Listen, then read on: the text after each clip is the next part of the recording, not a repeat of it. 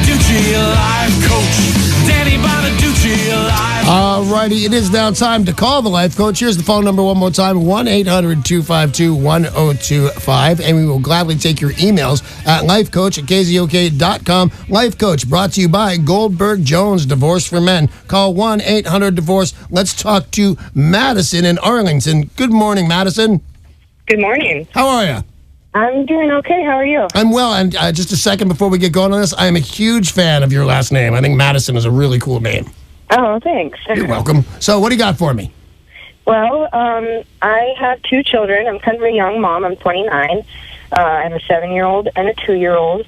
And I was with their dad for about 7 years, and we've been separated for a year now. Mm-hmm. I figured that that's enough time to kind of get into a new swing of things, but I'm just hitting brick walls. Well, in what sense? What brick walls are you hitting? Well, my kids' dad has never been extremely dedicated. He's never really given them a lot of time.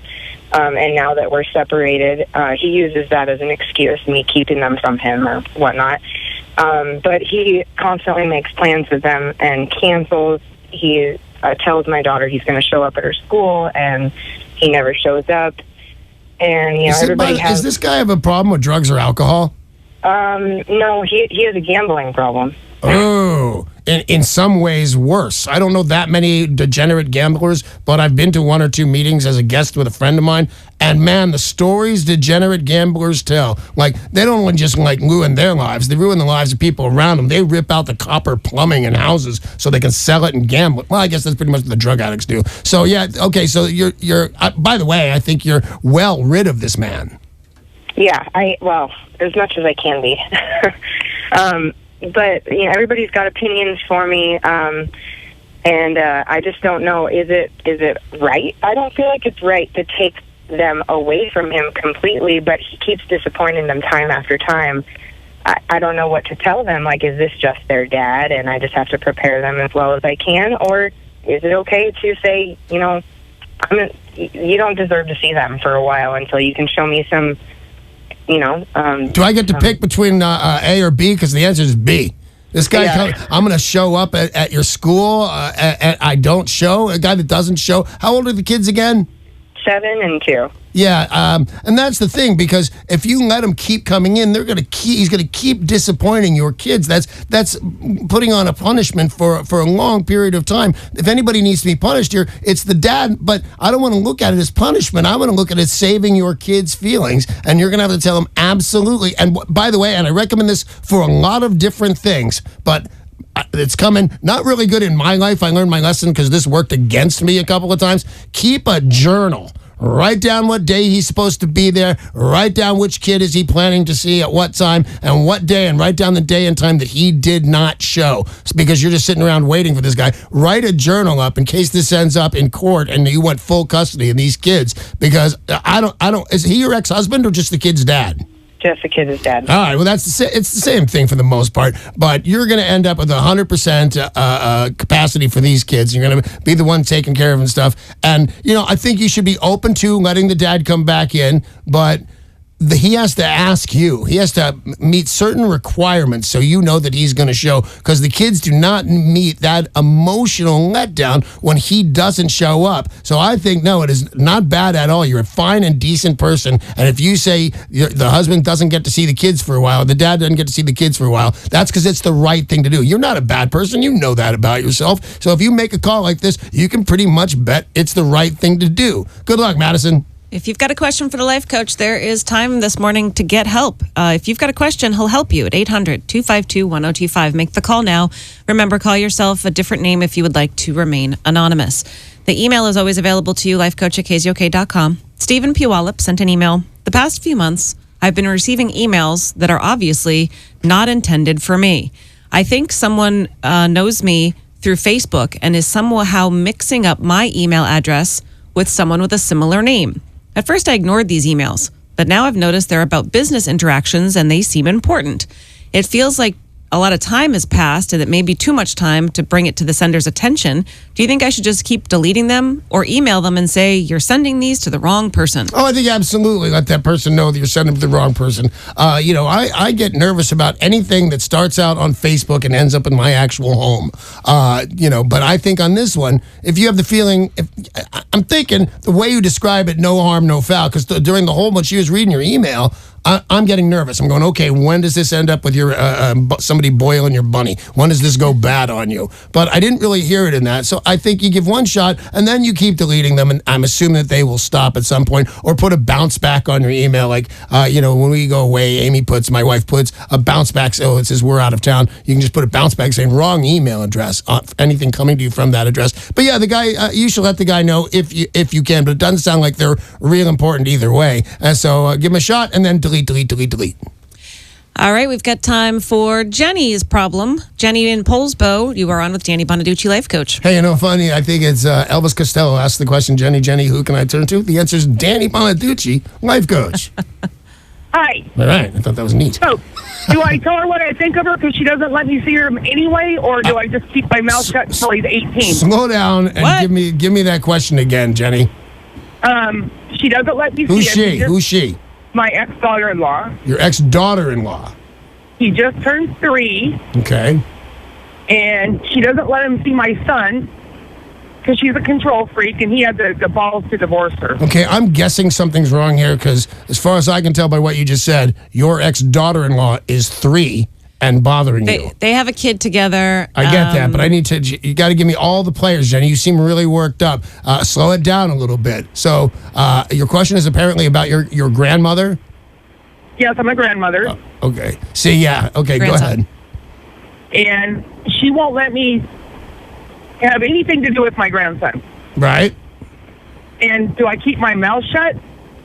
Or do I tell her what I think about her? You absolutely tell her what you think about it, and I can tell that you're good at that and ready to do that. But I will tell you this, here's some sad news. Grandparents have no rights in the state of Washington. When I was working in California, I'd get these questions all the time, and grandparents absolutely have rights. You can sue for custody, even full custody, if you think it's the best thing. That doesn't happen here, Jenny. So I think what you got to do is, if you want to see these kids, you got to say what's on your mind, but stay polite the whole time because the ball is in their court. Okay, so they can make anything happen. They can stop. They can block you from seeing the kids. Although most people really cherish the kind of effort that grandparents will put in for their kids. Mind your manners and tell them what you want. That's the answer. Thanks, Jenny. And that is something we learned from Rick Jones. Rick Jones. That, the grandparents don't have rights. So can her grandkids' mom keep them apart? And the answer is yes. The answer is yes. Absolutely yes. So she should be nice.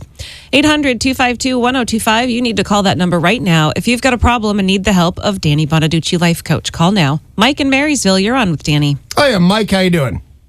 I've been better, Danny, but I'm doing good. How about you? I'm doing well. Thank you very much for asking. What can I do for you? All right. Well, I'm trying to shorten this up a bit, but there's some details. Anyway, my daughter's boyfriend or whatever he is to her, I'm not sure. They've had a few kids together. Anyway, he's been in and out of the picture for 15 years, in and out. He's back in the picture. I've been put to jail for punching him, hitting him, to just sort of doing things to him before. Okay, well, he's back in the picture. Yeah. He's a registered sex offender. My 13-year-old granddaughter's there, and I'm having issues with it. I don't know if I just leave it alone. No, you don't leave it alone when you got a 13-year-old in the house where a sexual offender comes over, a registered sexual offender. Is he allowed to be around children? Yeah, and now that's the thing. Apparently he is. The state says, well, it was an adult. He doesn't do anything against children. Wow, the state actually said that?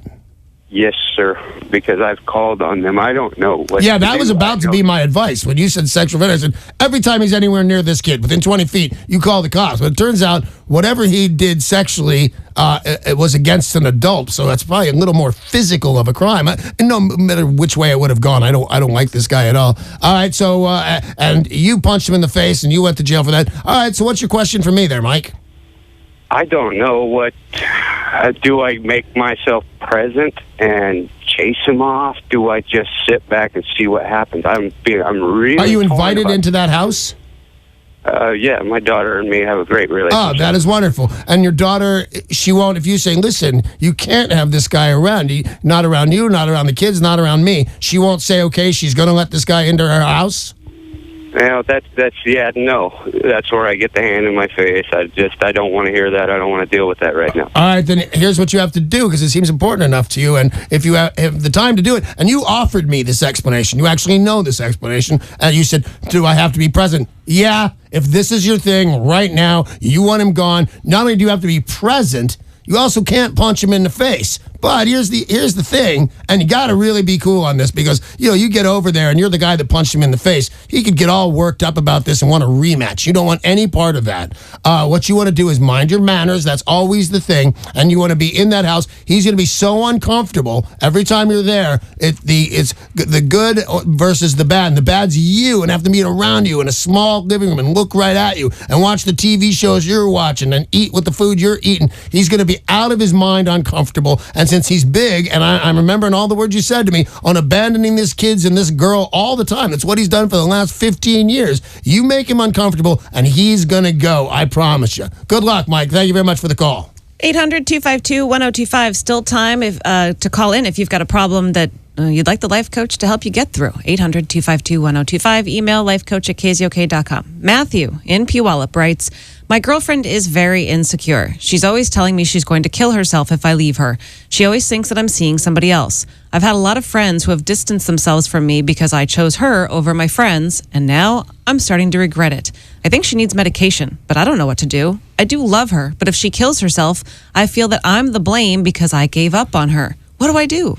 Well, and I'm going to say this like most of the time. They're not killing themselves. If every girl that told me they were going to kill themselves killed themselves, there'd be about 9 less people in this world. It's not real. But now, having said that, you can't be the one that just turns her back. And there's a girl, same girl that shot me. She kept saying she was going to kill herself, and then one day she cut her wrists. Called my bluff complete. She didn't die. She was fine and stuff like that. I don't know if it was a real attempt or whatever, but I'm just saying you can't turn your back on it. Every now and again, one of these people is going to actually pull the trigger, and you're never going to be the same if you think that you could have stopped her. So your answer is right in there in the question. It's get her some help. She needs to go see, I'm thinking, a psychiatrist, and she needs some sort of medication, and there's no shame in that, man. All the people in life that have been bipolar, which is, I'm telling you what your girlfriend is, are they're some of the best people, the best writers, best actors, best directors, best artists.